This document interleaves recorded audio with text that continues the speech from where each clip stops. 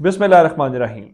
लाखों करोड़ों दुरूदो सलाम मोहम्मद मुस्तफ़ा सल्लल्लाहु अलैहि वसल्लम और आले मोहम्मद पर। मैं हूँ उमर दराज गोंदल।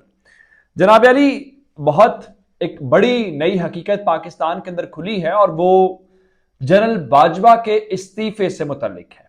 मैं इस खबर को यहां पे रोकता हूं जो हामिद मीर की खबर है, लेकिन मैं आपको उससे पहले एक नई चीज सुनाना चाहता हूं।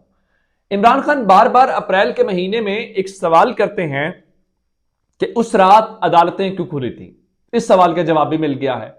और क्या इमरान खान वाकईतन एक नया आर्मी चीफ लगाने की जो बात करते आए हैं और उस वक्त की आर्मी चीफ जनरल बाजवा को हटाने के हवाले से उस खबर में क्या सदाकत है, ये सारी बातें बताने से पहले मैं आपको एक बात बताना चाहता हूं कि पाकिस्तान के अंदर सूरत हाल इस वक्त बिल्कुल आउट ऑफ कंट्रोल होती हुई नजर आ रही है। हुकूमत ने, शहबाज शरीफ ने जो प्रेस कॉन्फ्रेंस की है उसके मुताबिक जो मुख्तलिफ लोग बता रहे हैं कि उन्होंने हुकूमत के लोगों से पूछा है, तो हुकूमत के लोग ये बताते हुए नजर आ रहे हैं कि ये आज की बॉडी लैंग्वेज इस बात का सबूत है कि हुकूमत बस गई और खेल खत्म हुआ। आप अंदाजा ये करें कि एक इक्तिसादी राब्ता कमेटी होती है जो विफाकी सतह के ऊपर बनती है, उसमें चारों सूबों के वज़राए आला भी मौजूद होते हैं। पाकिस्तान पीपल्स पार्टी जो विफाकी हुकूमत का भी हिस्सा है, यानी ऐसा नहीं है कि जो विफाक में इस वक्त हुकूमत है उसके अंदर वो शरीक नहीं है। उसके बाद इक्तिसादी राब्ता कमेटी ने जो गंदम की कीमत मुकर्रर की है, पाकिस्तान पीपल्स पार्टी ने उसको मुस्तरद कर दिया। यह है इस कौम के साथ दो नंबरी, यानी विफाकी हुकूमत का फैसला वो पीपल्स पार्टी जो विफाक में बैठी हुई है उस पीपल्स पार्टी ने मुस्तरद कर दिया है। किस लिए जी? सिंध को लेके। ये कौम के साथ जो इधर उधर खेलने वाली बातें, यही इमरान खान ने इनकी नाकाम की है और आपस में ये लड़ना शुरू हो गए हैं। अब परेशानी इस बात की है कि नवाज शरीफ लंदन बैठे हुए हैं, वो पाकिस्तान उनको लाने की तैयारी है। पहले सितंबर में लाना था, सिलसिला रुक गया अक्टूबर में, और अब नवंबर चूंकि शुरू हो रहा है तो नवंबर में लाने की। और इस बारे में खान साहब ने आज गुजरावाला पहुंचे हैं और गुजरावाला के अंदर उनका लॉन्ग मार्च आज खत्म हुआ है। और खान साहब ने यह बताया है कि कल लॉन्ग मार्च सही से शुरू होगा, लेकिन एक परेशानी की बात भी जो आज रात इनकी नींद हराम करेगी वो ये है कि खान साहब कह रहे हैं कल लॉन्ग मार्च यहां से शुरू करेंगे और उन्होंने कहा है कि मैंने आपसे बहुत सारी बातें करनी हैं, यानी वो बातें जो अभी खान साहब ने नहीं की। अगर अभी वो बातें रहती हैं तो उसका मतलब यह है कि फिर तो एक नया पिंडोरा बॉक्स खुलने वाला है। खान साहब ने कहा कि लंदन से भगोड़ा पाकिस्तान आने की तैयारी कर रहा है, ठीक है नवाज शरीफ वापस आओ, मगर अब बाहर वापस नहीं जा सकोगे, यानी अब पाकिस्तान में आके पाकिस्तान की जेल में ही रहना पड़ेगा। और नवाज शरीफ वहां से क्या कर रहे हैं कि कहने को उनके मुताबिक उनका ध्यान लॉन्ग मार्च के ऊपर नहीं है, लेकिन लोग कह रहे हैं कि मरियम नवाज ही नवाज शरीफ के फोन से ट्वीट्स कर रही हैं और उन्होंने फरमाया जी 10 लाख लाने का दावा करने वाला अभी तक 2000 बंदे इकट्ठे नहीं कर सका।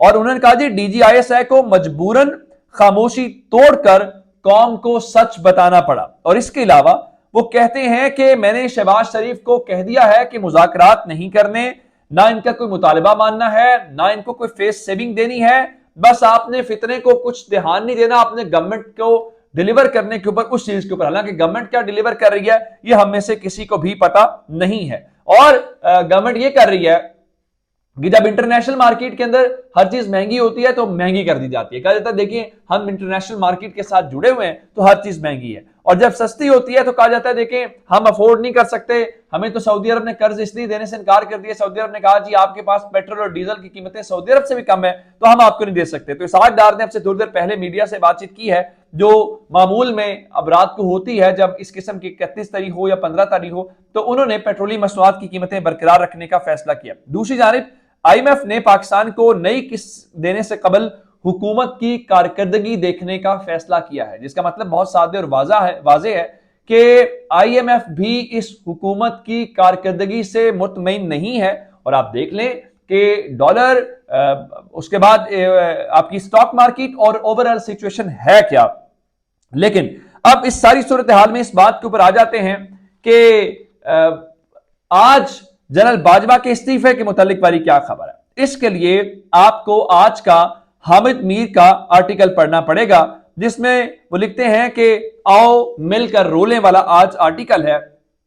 उनके मुताबिक हुआ ये कि जो ISI के उस वक्त के चीफ जनरल फैज हमीद थे, उनकी ट्रांसफर का मामला, यानी मार्च अप्रैल की बात हो रही है, ان کے مطابق اس مسئلے نے جنرل باجوہ کو اتنا سچ کیا تھا کہ جنرل باجوہ نے اپنا عہدہ چھوڑنے کا فیصلہ کر لیا اور ساتھ ہی اس وقت کے وزیر اعظم عمران خان کو اس بارے میں اطلاع دے دی گئی کہ جنرل باجوہ ریزائن کرنے والے ہیں۔ میں آپ کو پڑھ کے سنا دیتا ہوں کہ اس حوالے سے ہے کیا۔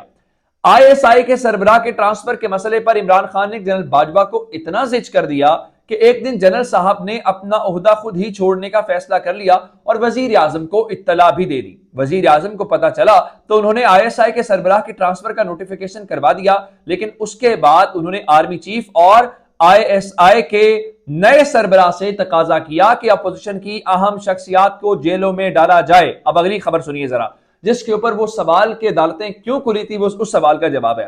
اس غیر آئینی مطالبے سے انکار پہ خان صاحب نے اپریل 2022 میں نئے آرمی چیف کی تقرری کا فیصلہ کر لیا۔ تحریک انصاف کے ناراض ارکان کے ذریعے خبر فروری 2022 میں آصف زرداری اور شہباز شریف تک پہنچی اور یوں عدم اعتماد کا کھیل شروع ہوا۔ اب دو تین باتیں، پہلی بات یہ ہے کہ جنرل باجوہ ریزائن کرنے والے تھے، انہوں نے ریزائن کا فیصلہ کر لیا تھا، عمران خان کو بتا دیا تھا، اور اس کے بعد وہ 2022 اپریل کے اندر نیا آرمی چیف لگانے والے تھے۔ اور وہ آرمی چیف کون تھا؟ اس حوالے سے شیخ رشید کا دعویٰ یہ ہے کہ وہ جنرل صاحب اس دنیا میں نہیں ہے، شاید ان کے سارا جنرل سرفراز شہید کی جانب ہے، لیکن نون لیگ والے جس بات سے ڈرتے ہیں وہ جنرل فیض حمید کے نام سے ڈرتے ہیں۔ تو یہ اوورال سچویشن ہوا ہے۔ پھر دوسرے نمبر کے اوپر جو انہوں نے اپریل کے اندر آرمی چیف کو ہٹانے والا معاملہ ہے، اس کے اوپر ہی عدالت کھلی تھی، اور یہی معاملہ اسلام آباد ہائی کورٹ کے اندر زیر سماعت تھا، جہاں پہ ہم نے یہ چیز سنی تھی۔ اب ذرا جو حکومت نے بھی مذاکرات کا راستہ بند کر دیا ہے، تو پھر سن لیجئے کہ حکومت کے لیے بھی کوئی اچھی خبر نہیں ہے۔ حکومت کے لیے اچھی خبر کیسے نہیں ہے، میں آپ کو بتا دیتا ہوں کہ ارشد شریف صاحب کی جو والدہ ہیں وہ اب تک اس طرح سے میڈیا میں نہیں آئی، لیکن آج انہوں نے بیان جاری کیا۔ میں نے آپ کو خبر دی تھی کہ جسٹس شکور ریٹائرڈ جو لاہور ہائی کورٹ کے جسٹس ہیں، ان کی سربراہی میں ایک جوڈیشل کمیشن بنایا گیا ہے، جس میں پولیس سروس اور آئی بی کے 2 افراد، یعنی مجموعی طور پہ 3 افراد کے اوپر مشتمل یہ کمیشن ہے، اور بتایا گیا ہے کہ اگلے 30 دن کے اندر آپ اپنی رپورٹ وزیر اعظم کو پیش کریں گے۔ اب ارشد شریف کی والدہ نے وفاقی حکومت کی جانب سے بنائے گئے انکوائری کمیشن کو وزیر اعظم میاں شہباز شریف کے اپنے جاری کردہ بیان سے متصادم قرار دے دیا ہے۔ انہوں نے مطالبہ کیا ہے کہ میرے بیٹے شہید ارشد شریف کے بہیمانہ قتل پر سیاست مت کھیلی جائے، بلکہ ایک ہائی پاور جوڈیشل کمیشن یا اقوام متحدہ کی انسانی حقوق کمیٹی پر مشتمل کمیشن بنایا جائے، تاکہ انکوائری کمیشن پر خاندان اور صحافی برادری کا اعتماد قائم ہو سکے، کیونکہ جس کرب سے شہید ارشد شریف کا خاندان گزر رہا ہے، اس میں مزید اضافے کی بجائے انصاف کی مکمل تکمیل کو یقینی بنایا جائے۔ ان کا کہنا تھا کہ جس حکومت نے شہید ارشد شریف پر ملک میں کئی بغاوت کے مقدمات درج کروائے اور اپنے وطن کی زمین تنگ کر دی، جس کی وجہ سے شہید کو ملک چھوڑ کر دبئی جانا پڑا اور وہاں سے بھی ان کو بے دخل کرنے پہ مجبور کیا گیا، آج وفاقی حکومت نے اپنے 2 ماتحت سرکاری افسران اور ایک ریٹائرڈ جسٹس پر مشتمل کمیشن بنا دیا ہے۔ کیا اس سے کسی قسم کی آزادانہ تحقیقات کی توقع ممکن ہے؟ بالکل بھی نہیں ہے۔ اس کا مطلب یہ ہے کہ ارشد شریف صاحب کی والدہ نے نہ صرف اس کمیشن کو مسترد کر دیا ہے، بلکہ ایک اور بات جو ہے وہ یہ ہے کہ صورتحال اس قسم کی ہے کہ وہ یہ بتا رہی ہیں کہ اس حکومت نے ان کے اوپر بغاوت کے مقدمے درج کیے، ان کو ملک چھوڑنے پہ مجبور کیا، ساتھ وہ اس دعوے کی جو کہا گیا جی نہیں کسی نے ان کو دبئی سے جانے کے اوپر مجبور نہیں کیا، ارشد شریف کی والدہ کا بیان یہ ہے کہ ان کو دبئی سے بے دخل کروایا گیا۔ اب کون سچ اور کون جھوٹ، اسی لیے عمران خان کہتے ہیں کہ ارشد شریف کی والدہ سے پوچھا جائے کس نے یہ سارا کچھ کیا ہے، کون ان کو ڈرا رہا تھا، اصل سب سے زیادہ وہ جانتی ہیں۔ اپنا بہت سارا خیال رکھیے گا، خدا حافظ۔